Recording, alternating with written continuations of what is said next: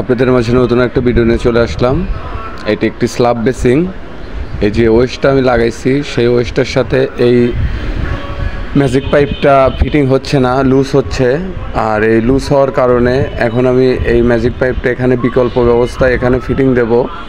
এই যে দেখতেই পাচ্ছেন, আমি এই যে গ্যান্ডিং দিয়ে ম্যাজিক পাইপের কিছু অংশ, উপরের কিছু অংশ কেটে নিচ্ছি, যেন আমার এই ওয়েস্টের যে 2-3 প্যাচ আছে, সেই 2-3 প্যাচের সাথে খুব সুন্দরভাবে এটা ফিটিং হয়।